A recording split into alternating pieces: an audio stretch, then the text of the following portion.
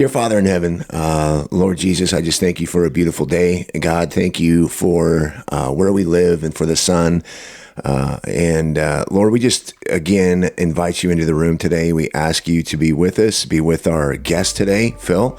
Lord, we just ask that we would understand what it is to be a craftsman in your kingdom, Jesus. Lord, we thank you for life. We thank you for all that you're doing. And we just look forward to what we learned today. In your name we pray. Amen. Amen. Amen. All right, guys, we're back. Welcome to Tribe Talk. Michael, we have a very exciting guest today. I know, I'm excited. You probably won't be able to tell from the tone of his voice or the level of excitement in him. This is a quiet individual, man of few words, and we're going to make him use all those words up today on this podcast. And one of the things I don't like about certain individuals is you go to hug them, for me, and I have to reach up in order to hug someone. He's a very tall human being. He is a tall drink of water, that's for sure. It's just, I don't like it. Yeah, me neither. But we'll be okay. But this is the world we live in. That's the price of having him as a friend. That's right. Yeah, so we're talking about, this is the last installment of the Archetype relaunch series, and we were going to talk about what it's like to be a craftsman in accordance with God's perfect design for us. Yes. So without further ado, let me introduce our guest. Yes, do it. All right, so our next guest, he is a man that works with his hands. He is a computer programmer, or at least he says he used to be, and now he manages other computer programmers. He can explain that in a little bit more detail if he wants. He has got the coolest workshop I've ever seen. In fact, we've voluntold him to run all of our Craftsman applications, and thankfully his wife is willing to allow him to do that. Yes. Speaking of which, he is married to his wife, Michelle. Another common board trait, he is married way up, and they have two kids, two sons, Tanner and Tucker. Which one's older? Tucker. Tucker's older, and Tanner. He enjoys interpretive dance, puzzles, yes, cooking, and he loves poetry. Oh man, this guy's ready to go. Sunsets are a big a modern Renaissance man. There you go. That's it. And I didn't make all of those things up just now, but our next guest is none other than the Roll Tide, Phil Kirkland. Welcome, Phil. Roll Tide. How you doing, buddy? I can say that to you now. I know. I'm trying to ease into it. I got to throw a Go Noles in there every now and then, but I do have a son going to Alabama in the fall. So, yeah. How you doing, man? I'm good. We're glad you're here. Good. Yeah, we're gonna talk about how crafty you are. Yeah, I'm ready to use my entire week's worth of words. I appreciate you giving us your full allotment. Who's quieter, Phil or me? Definitely Phil. It's good though. It's a good thing. Yeah, it's no contest with me. I definitely beat both of you, but that's okay. Yeah. So in the Odyssey, they say those that are craftsmen of the people are welcome over all the wide world. It's very true. I think like there's an open slate for folks to travel. It's kind of universal language, the creativity that they bring to certain cultures. So let me just ask you this, like you are a creative guy. We've watched you do it. What is it about being creative that helps you connect with your father? I don't know. I mean, that's the truth. I don't know. It's I've thought about it, and I don't know where it came from or where it started. I was trying to think the first time. I was thinking about it last night. Per the instructions of my wife, think about some of this. I'm thinking it's from Michelle. She's his agent. Yeah. Yes. Yeah. And I can remember being younger than my kids, and my parents, they weren't exactly happy, but they had bought me, I really wanted this RC car. And I was young. I was probably 10 or 11.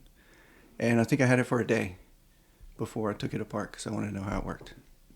And they came to my bedroom and it's all across the floor. And I had taken it apart. They saw dollars on the floor, didn't they? Yeah. But the next day I had it back together and I was playing with it in the yard, and it was just something that had always driven me. And I never really thought about it. And then woodworking is kind of what I slowly drifted to. For Michelle, she wanted, that was the first projects were things that she wanted, and I kind of gravitated to more woodworking.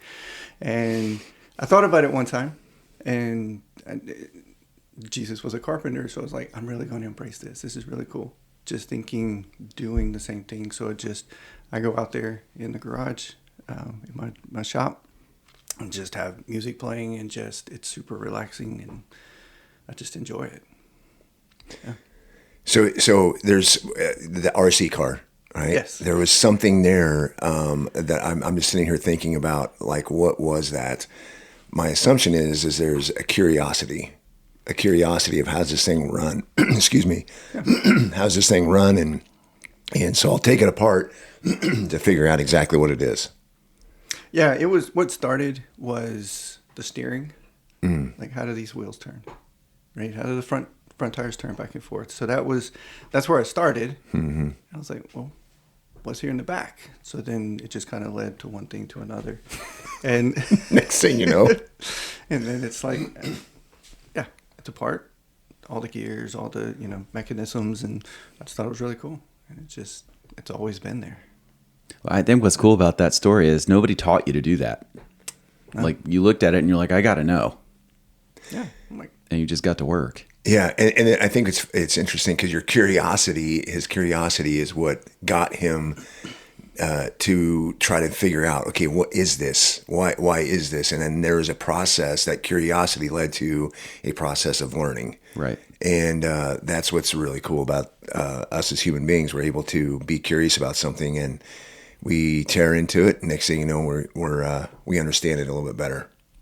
Yeah, definitely. Well, so this reminds me, like with my kids, it was always hard to get them to want to study. They are curious kids, but it was about the things that they were curious about that they really dove into. Did you experience that? Like, you just kind of discovered that I wanted to know mechanically how things worked, and so my brain went there naturally because that's how God made you. Or did somebody lead you down that pathway? No, I think it's more of no one really led me down that path. I think it was more of just how do things work, and things coming up with, new ideas, just creating things. My passion with creation, right? Yeah, of course. We've talked about that. Yeah. Even that part, that's just the creation of everything. And I spent years in late teens, early 20s. Yep. Just digging into that too. Digging, good pun. Yeah. So for those that don't understand this little inside joke, Phil wants to write a study tying like dinosaurs and stuff like that into our creation story, and trying to show how science is connected to the Holy Spirit, to God. Yes. Right? Is that an accurate portrayal? Yeah. Science has never disproven anything with creation or anything to do with that. The flood, nothing, but vice versa has been shown. Right. That doesn't make sense. That doesn't how the Bible and the creation story disproves evolution and a lot of science that's taught these days. That's good. Yeah. Yeah. So it's like a twofold part of this conversation. One is the curiosity to understand that. Yes. But then two, Phil wants to use his creativity to create a study to help other men understand it. Yeah. So you ever think about that? So you have a passion for creating, right? And so there's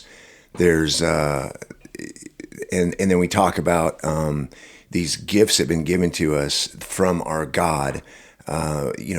Each of us are built differently. So there's been something given to you on that creative side to tear things apart, figure it out. But it really comes back to creating and making something. And it's a passion of yours, I would think. Yeah, it's definitely a passion of mine. And I don't think I go back to woodworking a lot. That's a lot of what I do, but I don't think creating or being a craftsman is just the woodworking that I do. Yeah, that's your medium. That's right. That's the main medium that I use. But I think it's just thinking about a problem and coming up with a solution. That's I enjoy that so much. Yeah. Yeah, like Tanner, my youngest, we got him a kayak for Christmas. He's 14, so he can't drive. He can't, throw it in a truck or throw it in something and take it anywhere. Luckily, our neighborhood backs up to the water. And so how do we get it down there? So I thought about it, trying to come up with a solution and create something. So I came up with this. It's prototype version 1, so it's not the best thing ever right now. It's not ready to hit the market. It works. If he walks his bike, it works perfect. So now we just got to figure out version 2, how to keep it stable. But we, created this mechanism on his bike, and he can hook his kayak to this. And the goal is for him to ride his bike. Yeah. But it's just coming up with those solutions and just thinking of how can we fix it? How can we make it better? What can we create to solve this? You have a much bigger example of that in your household too. Your son is an enterprising young man. Oh gosh, yes. Yeah. So, I mean, how did that start? Because it was all his idea, right? So tell us, what was the idea and how did Tucker's Ice manifest itself? Yeah. Yeah, this is a very interesting one. So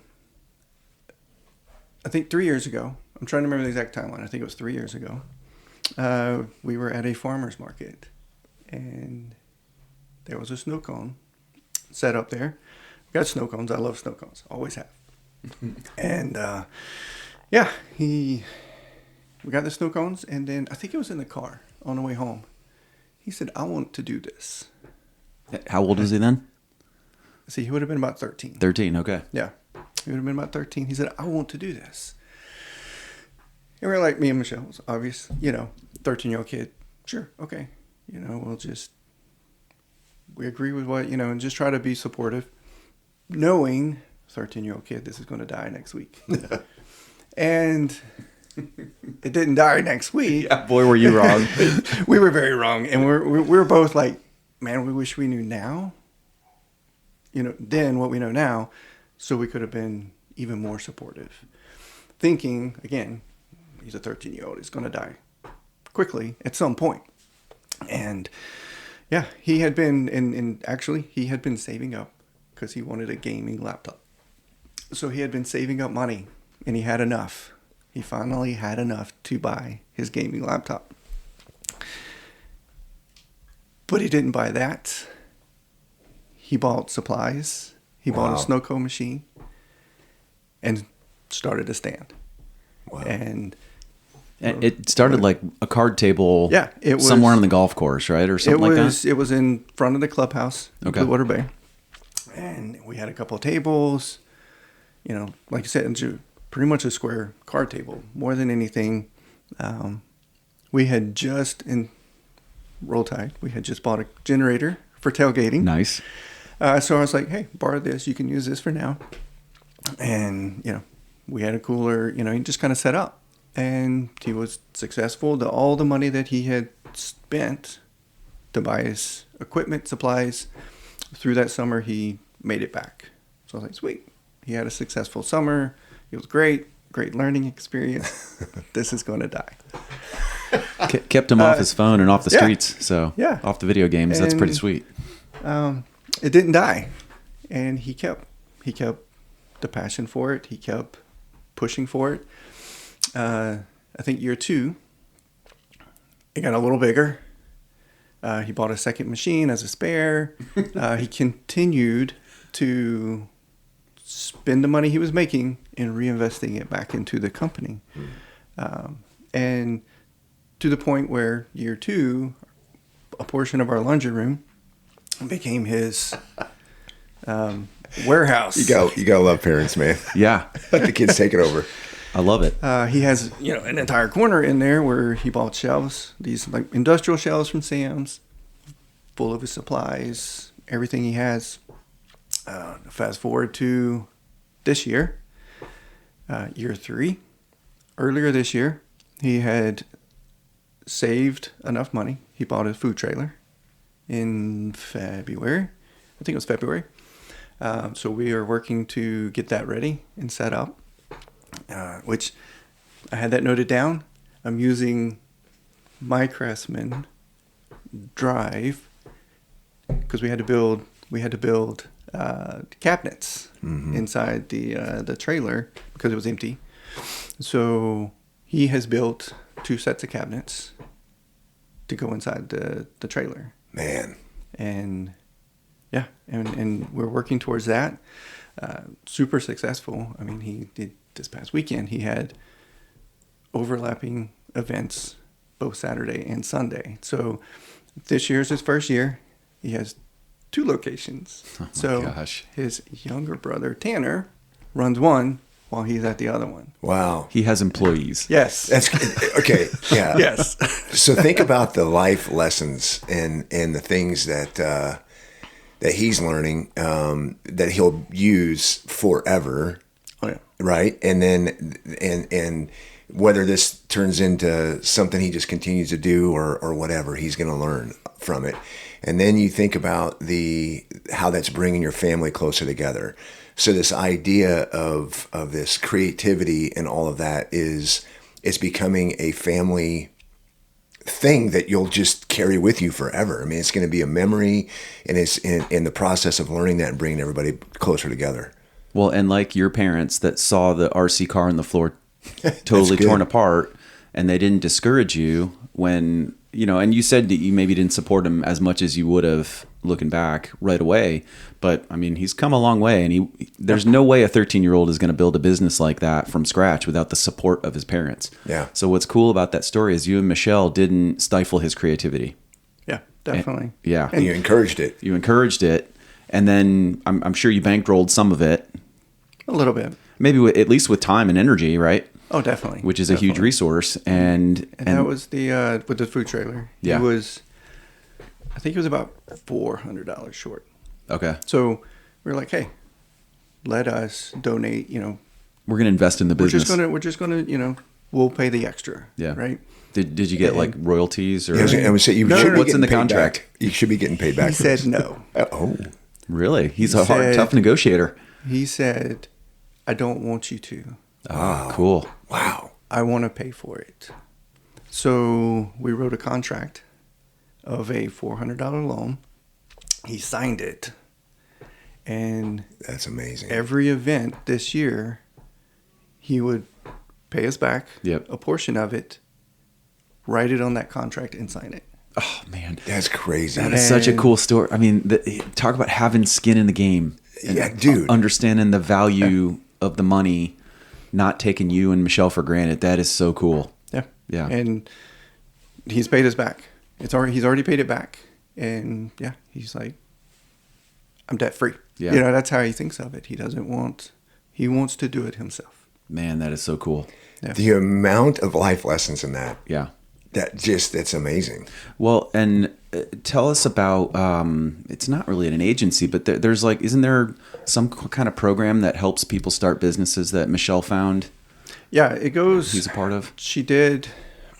I don't know the name of it, but it's through the college in Fort Walton. I think it's like the Northwest Florida University Yep. or University of West there's Florida there's a Extension campus in Fort there. Walton Beach. Yeah. And there's some agency there, and I'm not even going to pretend to say the acronym or what it is because I'll get it wrong. But there's a grant through, I think, the state of Florida that funds it, and that's their whole goal. It's no fee. It doesn't cost anything. You just have to sign up. You go to the courses. You go to the classes. They can connect you with others like you. The particular person that Tucker was dealing with knew of a situation over in Pensacola just like his. I think it was brothers who did the same thing. They did it a little bit later. They didn't start as early. But yeah, they didn't want to do the college thing. They didn't want to do the normal work. They were just like, hey, let's do this. Created a business in Pensacola. Super successful. And I think in the last year or two, they opened a second location, I want to say in South Carolina, someplace like that. Yeah, doing it. Just no cones. The exact same thing. And so it's really cool. So I think he reached out. I'm not quite sure, but they were trying to connect to kind of share information. Yeah, so think about that. This is a teenage kid learning how to build a business plan, how to finance this stuff, and talk about getting all of your creative juices flowing. This kid now has such resources because he was willing to, first of all, listen to that prompting on his heart to do this, but also reach out and ask for help. Yeah, I mean, that is so cool. It's just absolutely mind blowing to think about how many lessons, life lessons, I wish I would have had that he's getting. Oh yeah. And then not only that, but he's learning how to take a calculated risk. Yeah, for sure. Mm-hmm. You know what I mean? And because, the risk is not super high because he still has his parents to back him, but he's still in his mind and, he's still taking some risk here. And I can't wrap my head around the whole thing. It's just amazing. It's really cool. Yeah. He's a cool kid. I really love the story, but I love the connection that it's provided for you and him. Mm-hmm. That's Definitely. Really cool. And and also a great narrative for how God created us to be creative. Yeah. And I think maybe men's problem is not that they lack that; it's that they get stuck where they're at and they refuse to actually explore that curiosity. Totally agree with that. Yeah. And I've thought about that. And if we had shut him down, what would that have done? Mm-hmm. What would have been the outcome? And would he be the success he is today? Mm-hmm. I know I said we weren't as supportive. It wasn't that we weren't. We were just wish you would have dived in earlier. But even so, two things. Fast forward, he got his gaming laptop. He earned enough money back last fall. Well, of course he did. He bought his laptop. He's a businessman now. But we also, was it his last birthday? We bought him a 3D printer because that was something he's always talked about. So we bought him a 3D printer last summer. So he's using that. He's trying to think. We bought these things to hold his bottles off Amazon.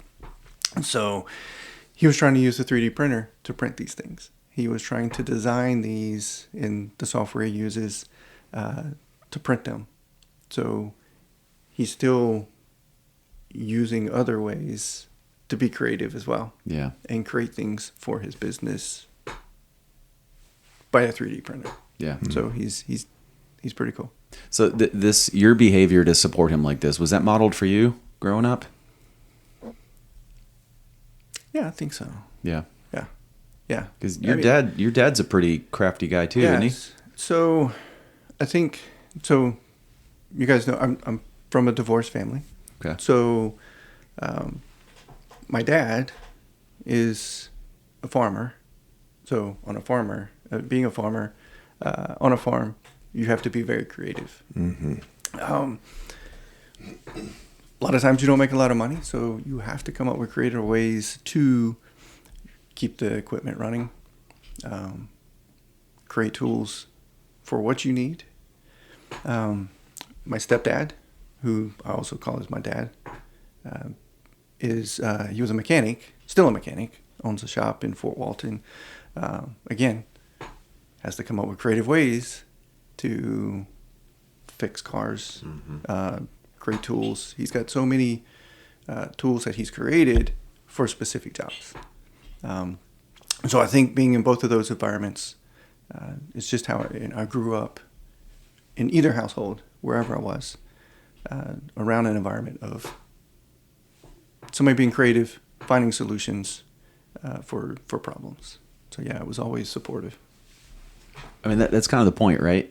Yeah. I think that's why God made us that way. He sent us out into an environment where you had to be creative in how you survived. Right? Oh yeah. Let's talk about another aspect though, because you and I have had this discussion before. Because we asked the question, when was the last time you felt truly alive? And we have men describe that. And one of the things that you've shared with me is that when you get to go into the garage and work in there, it does something for you. Mm-hmm. So describe what that time in the garage or in the workshop does for you. Yeah, and I think I mentioned it earlier. It's for me, it's a place where I can relax. It's very relaxing and enjoyable. And, you know, me and Michelle talk a lot. I don't get enough time out there. She's very encouraging. And I know you said that earlier. She's like, spend time out there. So that's amazing for me to have a wife who's super supportive about that. And she does get the benefit from the things I make. Yes, of course. Yeah. There's some benefit guaranteed. Yeah. And, but yeah, it's like I mentioned earlier, it's just going out there. I have a speaker hanging out there with music playing almost every time I've got music playing out there. And it's just very relaxing. And it's just, to me, it's just an amazing place to be. Isn't it crazy how something that others would consider work can be the thing that you do, that you turn to relax your mind? Definitely. Yeah, that's pretty cool. Yeah, I mean, he's exercising a gift that he's been given, and in that process, where it may not be as much of a gift to somebody else, it is to him, and so he finds a way to outlet, I guess, a part of who you are. Yeah, it's pretty cool. I mean, and 2 messages there, guys. Don't ignore those gifts. No, for sure. You've got to cultivate those, and life has a way of distracting you from those and keeping you from doing them. So you got to make time for that. 2, you have people in your life that you're in relationship with. Your wife being one of them. You know, people in your family, and you have to allow them to exercise their gifts as well, because they're going to be better for you, just like you're going to be better for them if you get to do that. Yeah, and I think it's awesome to hear that Michelle is supporting that. She sees the benefit that it is to you, which then brings a benefit to your relationship and to your kids and all of those things. And she's allowing you to be you. And I think that's really it's an amazing thing. Yeah. Yeah, it's good. Yeah, definitely. Yeah. So quick story. Our organization, at the end of our study, we like to put our handprint. We like to mark where we've been and what we've been doing. It's like our logo. Mike, you designed our logo, is a handprint with a cross in the middle. Yes. And so the story is that researchers found handprints in caves. Yep. And what they postulate is that, like, the men and women, people that were leaving those handprints, just wanted people to understand that they were there. Yeah, that I existed. That I existed. And so the reason we designed it the way we did is we want to do that too, but we want to have Christ at the center of it. That's right. Hence the cross in the middle. So one of the things we like to do is somewhere that we've served that year, we like to put a cross up of some kind, because that should be the center. And then we have all the men dip their hands in paint and mark the cross, or mark around the cross. Mm-hmm. And so this year we did a service project for our good friends out at Grace Rides, and we didn't want to just put our hands on their barn or some wall in their property. So we wanted to build something that we could mark and then present to them. Yes. And of course, we voluntold Phil to do this. Well, which he was kicking and screaming to do. I think you voluntold me. And then it showed up in an email, and that's how I found out. Did we talk to Michelle first? Is that no? Oh no, that's right. No, I missed the meeting. That's right. The board voluntold and then Phil. It was, in a summary of the meeting. Yes, true. Well, it had my name on it. Hey, the good news is what is this? We know that Phil reads the summaries, and we also knew that he would do it. Yeah, that's right. So, yeah, I apologize for the poor communication, but the point being, you and I spoke, and I was like, "Here's what I was thinking. Do you have the materials on hand? Do you think you could do it?" And he's like, "Yeah, I think I got that lying around." If you look in his garage, you'll understand that he definitely has it lying around. He's got a lot of material, and what he built, it was amazing. Far exceeded anybody's expectations, because your brain just sees that. And then you can look at a pile of materials and go, yep, I think I can create that. So was that natural? That ability, was that natural? Or is that something you've cultivated over time? I think a little bit of both. I mean, I think it's always been natural. But I think, especially with the woodworking and just, doing that over time, I think of, I can, like you said, I can see that just pile of wood and can envision what I can do with it and what it will look like. And that's one of the things that I enjoy about it, is being able to take, this pile of trash. One of my favorite items that I've created lately, I think, Jim, you've seen them. They're still sitting in my garage. It was 2 crosses that I made from scrap wood. It was just made from pallets that they were going to be thrown away, and was able to cut them up and make a cool cross out of them. Cool. And it was just somebody else's trash, but I could see, I want to make this. This is what I can do out of it. It's amazing. Kind of like our father, the old made new. Yeah, exactly. Wow. Yeah. Okay. What are you doing with those? Don't know. Yeah. You just have to do it. Those 2 I don't know. I don't. I would probably give them to somebody. Yeah. Yeah. Because I was, and the old made new, that's the, was it 2 years ago? With the couples, Junto, the first one. Yeah, with the marriage group? Marriage group. Yep. Where we were building a cross. That's the cross that we made. I think you know the story, but Yep. I mentioned the family farm.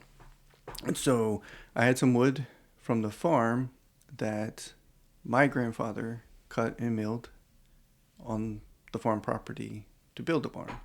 So I grabbed some pieces off the side, brought them home, made a desk for my son out of it. But I still had some pieces left over, so that was how we created our cross. So I took the old wood from the barn to create a new cross that is now hanging in our house. Yeah. And that's one of my wife's favorite, is that one. Yeah, so that assignment was kind of cool because it was about legacy, and you took that literally. But the other part was you had to incorporate design aspects from both you and your wife had to be a part of the design aspect. And so it truly is a representation of both of your creativity. Yeah. I love that project. Yeah. And it's a beautiful cross. It's so well done. His stuff is so much better than mine. Yeah, well, yeah. It's because he has more practice, Jim. Yeah. He let us use the tools, and mine didn't turn out as nice as his. Well, you should practice more. I should practice Yeah, more. that's right. Yours turned out pretty good. Thank you. Well, because my wife was a part of our design too. That's So, right. Yeah. But yeah, I don't know. Get an invitation to this guy's wood shop and just kind of see how you're. I still haven't seen it. His? Yeah, I still haven't seen it. You never show up. It's because I'm always out of town. I'm never here. Yeah. I mean, I love hearing how it makes you feel and the benefits of doing it. And I just want to encourage people that are listening. We've talked a lot about woodworking, and Tucker's story is really cool, but there are other mediums for creativity. Yeah. And, for some people it's music. For some people it is poetry. I teased you about that earlier. He's not really a poet, guys, or are you?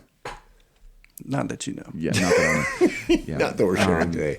But that's legitimate. Some people like to read and be able to regurgitate, right? And they find creative abilities in that.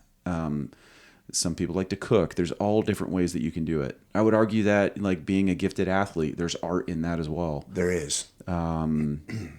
So don't limit yourself to building something and working with your hands. There's other ways to be creative. That's right. So this is important for people to understand, because when we were working on this chapter, and we'll be around guys plenty of times, and they'll say, "Well, I can't build anything," and then the idea of being a craftsman, then that's out for me. The idea here is that this is actually more about the creative side of all human beings. Yeah. And then people can say, well, I'm not very creative, but you are creative. And the reason why I say that is because you are constantly taking things in the world and turning them into something that is organized. Mm-hmm. So, for example, an individual might be a business owner. There's creativity in building a business. So you have an idea, and that idea is in your head, just like it is when you see a pile of wood sitting there, and you're going to put it together. And the idea is that we all have this ability to create because God gave us the ability to create. So we are all, at some level, we're all craftsmen, we're all artists. We're able to take things that are in the world and take an idea and put form around it. And that's very important for everybody to understand. Yeah, definitely. And you mentioned earlier my profession. Yeah. Software. Yeah. Did I get that even close to right? Yeah. Okay. Yeah, good. yeah, close. So Just making sure. I always Have joke. to edit it that way. I was a software engineer for many years. Yeah. And then I always say I've grown up and do what grown-up software engineers typically do, and now I just manage them because I get old and I don't want to keep up with all the new technology. Yeah, it right? advances quickly. Right. It's very quick. But even in that, right? And maybe that's kind of what led me to it. Software. I mean, I'm creating, like what I'm writing, what I'm doing. I'm creating that. That's it. It's new, you know.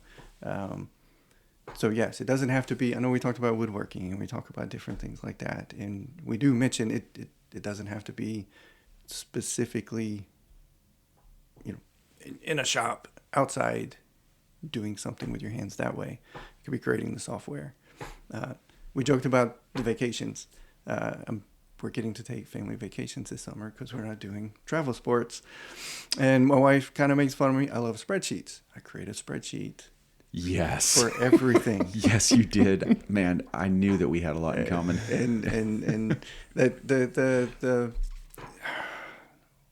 I forget which one it is in the book. It's the traits. You talking about the spiritual gifts survey? Yes. Yeah. So that was one. The first time I did it, I was like, Yeah, I'm not that's writing right. this down. So what he's I'm talking about, creating a guys, spreadsheet. we took a model from Lifeway, and you can just pull it up online and take the survey, but it's you print it and you mark it with a pencil or a pen, and you do all the calculations yourself. Well, Phil took their model and built a spreadsheet so that you could just input your scores and it'll spit out the results, which we're still using with a beautiful graph. Yeah, it's awesome. Yeah. Yeah. So I mean, you could create that. Yes. So like you said, it's not just. And it probably took you what? How long did it take you to build that thing?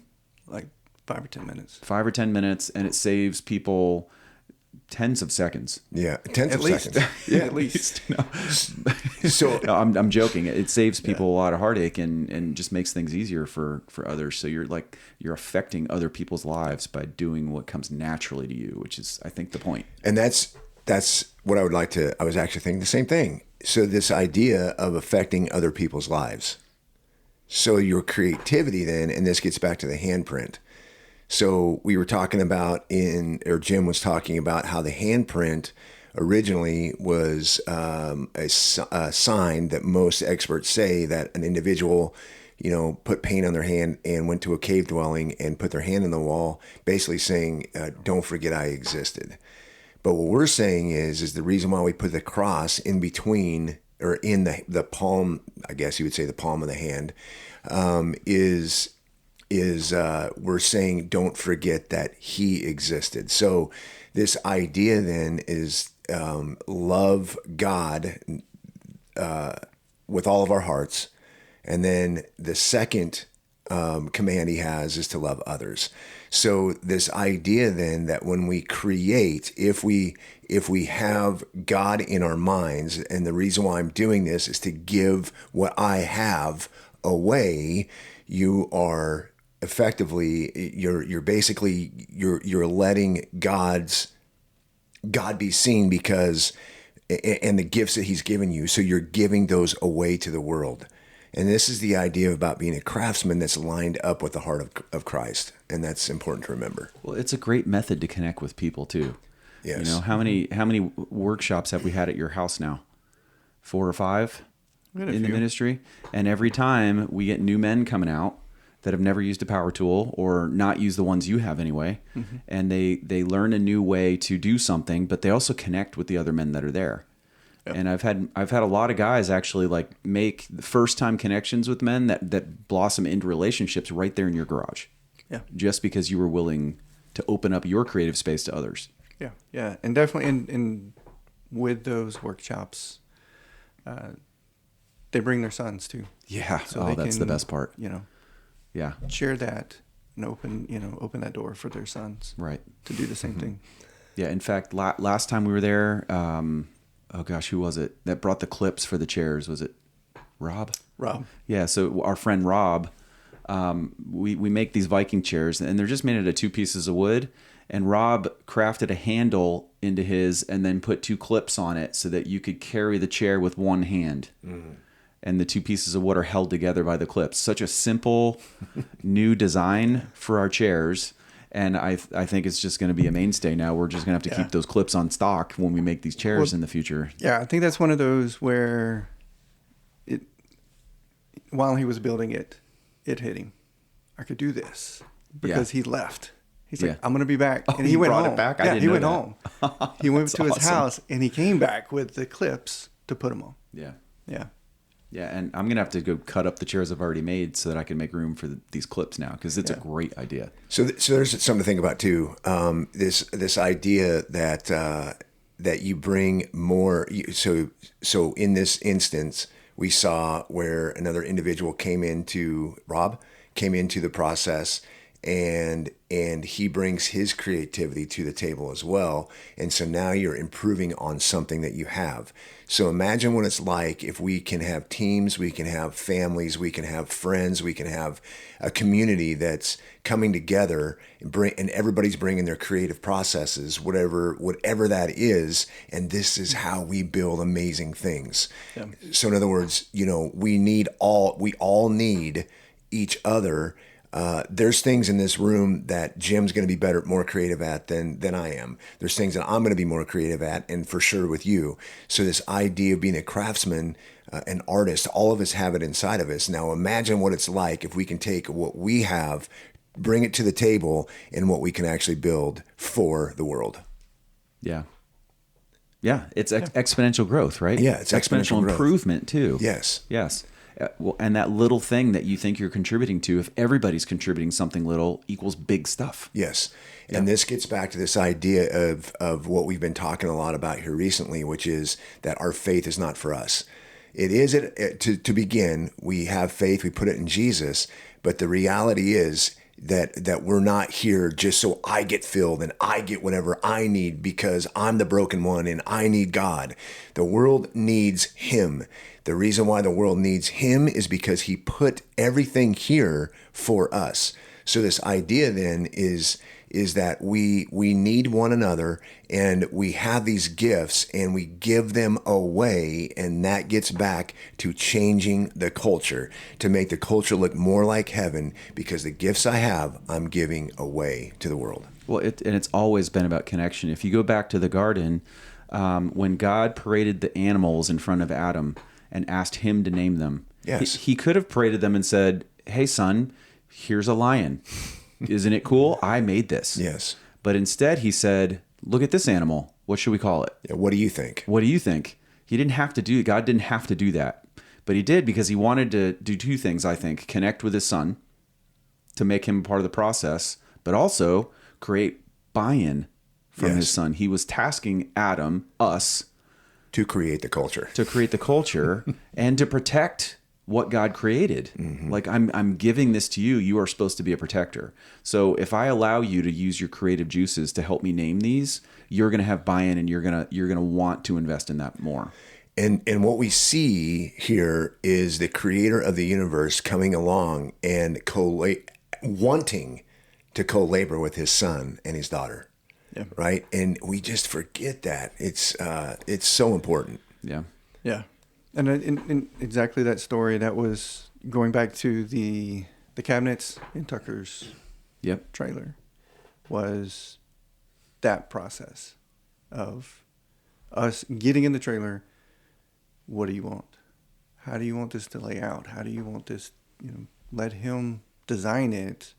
And then I guided him on how to do it. How to use the tools. Yeah. Like, he cut the plywood. He drilled the holes. He put everything together with me just right there making sure. Yeah, because you could have been like, "Hey, step aside, 13-year-old. I know what to do," and totally taken over. And he may have lost interest in the project. Yeah.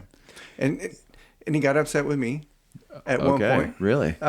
Only because, and I said, "I'm going to do these 2 things." It was drawers. I've never really made drawers a lot. This was the first time I've done it, so I said, "I'm going to do this because I'm not sure. I may have to do 1 or 2." And it was his past weekend while he was at his events. when he was done, I was like, hey, I got him done. Look. He's like, but you did it without me. Wow. Oh man. Wow. But that, so yes, so the second set of cabinets, we need to build the doors and drawer. That's the last part. Yeah. And he's like, don't do it without me. I won't That's be there. awesome. Okay. Do you guys see the connection? Yes. Yeah. We have a God that's stepping in that wants to be part of our lives, to get in that process, to be around us, to co-labor with us. To co-labor for what? To use the gifts that we've been given to give them away, which is then changing the culture of the world. So this idea then is that we see that in you, right? You are, you go to your son and you respectfully, and you want to know. And there's probably some level of you just like, I want to know what he's going to come up with, right?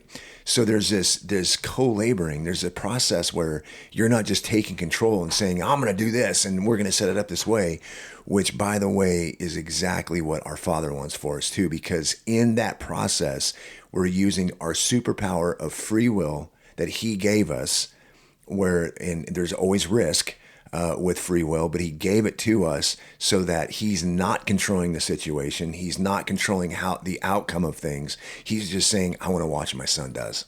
Mm-hmm. Yeah, the relationship piece can't be ignored too. Right. I think he knew the formula, and he wanted Adam to say, "Dad, don't do this without me. I want to see your creative process." Yeah, that's super cool, man. Yeah. So that's a natural tendency that God built that into us, and demonstrated by your son. Yeah. Yeah. Yeah, and they're both like that. Yeah. Tanner's the same way. My kids are too. With the Jeep. Yep. You guys are familiar with the Jeep. So it's a Jeep I got when I was 16. We're doing a full rebuild on it at my dad's shop in Fort Walton.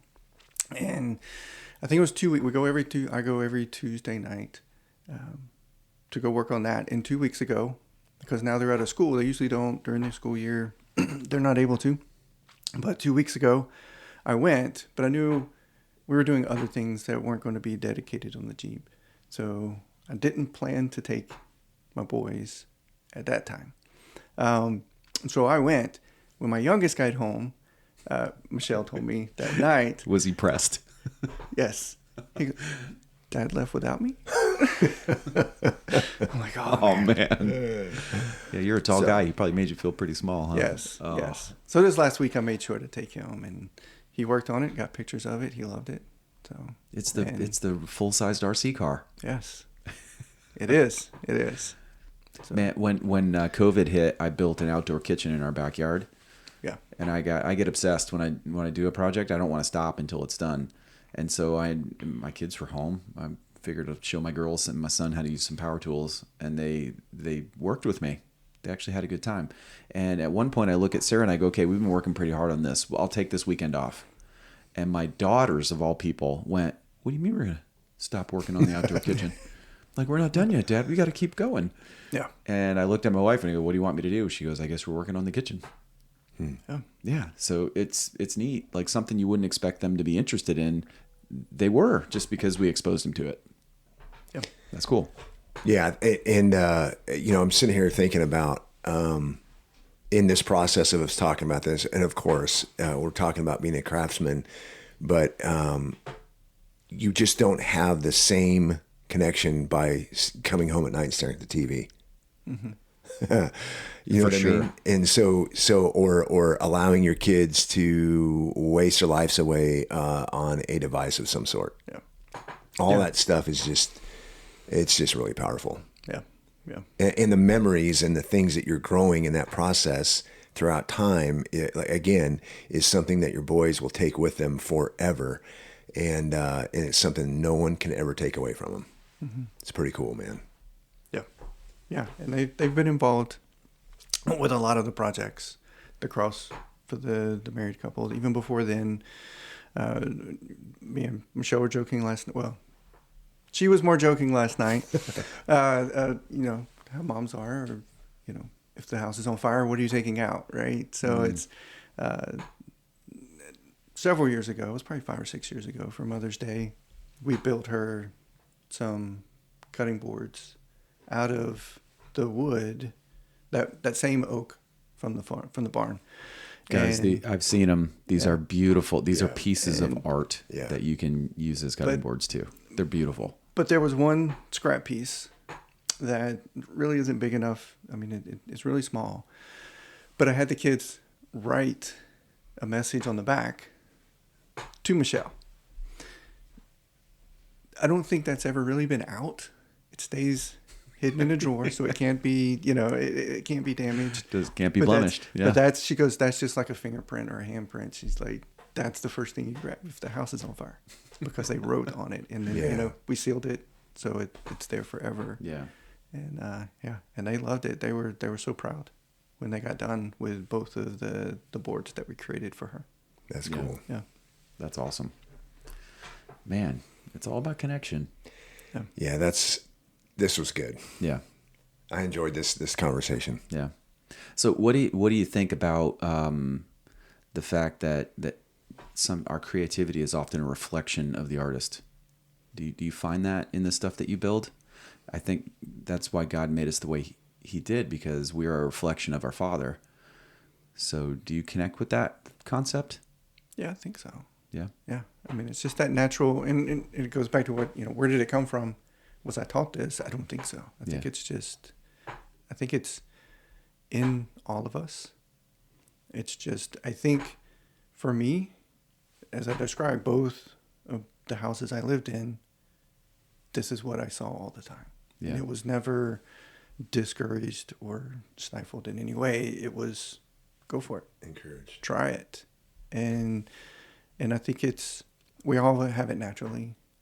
My sons, I didn't teach them any of the things that they do, any of the things that they try to create. My oldest Tucker, the stuff he comes up with on the 3D printer or these ideas. That's all him. It's just him. Yeah. And it's just letting him try it and see if it works. Exercising the muscle. Yeah.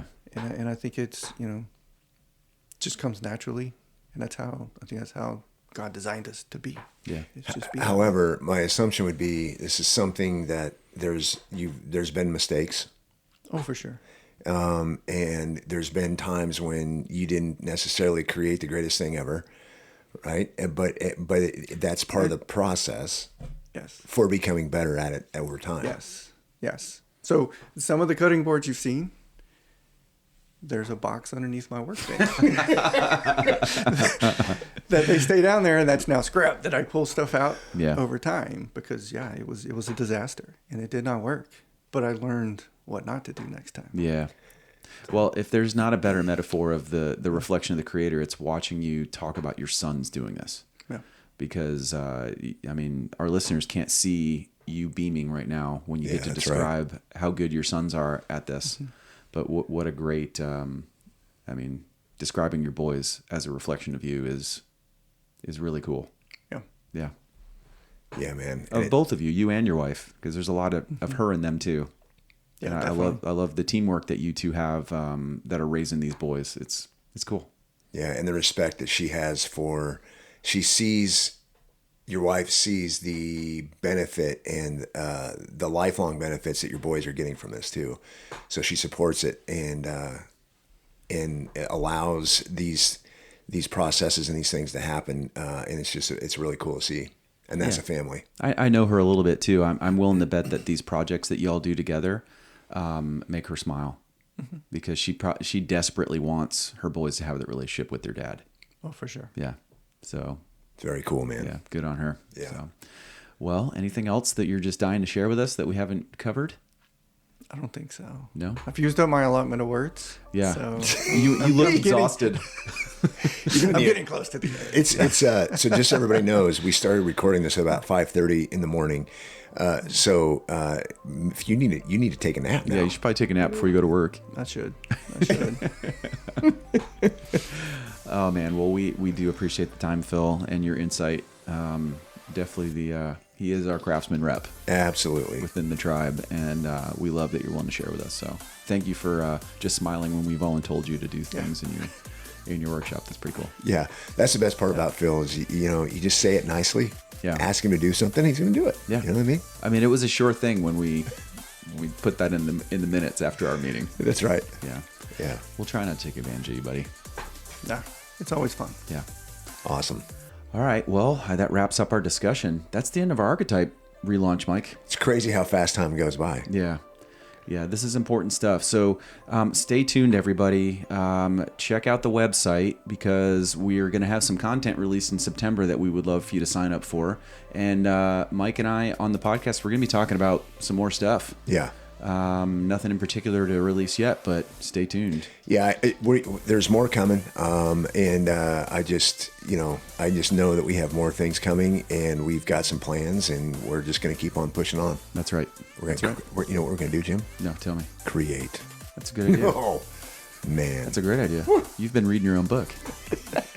Yeah, that's right.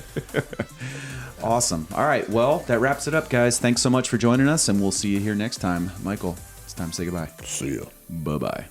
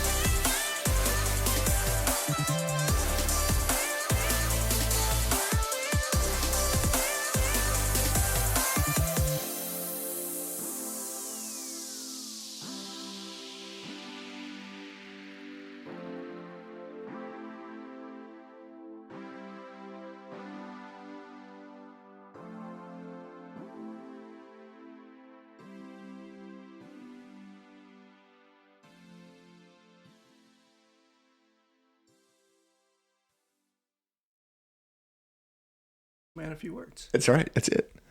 You are a man of few words. But we're not. One of the greatest podcasts ever. I can't, Phil's going to use up all his words for the week today. Yeah, that's it. Yeah. Yes. All right. You guys ready to go? Ready.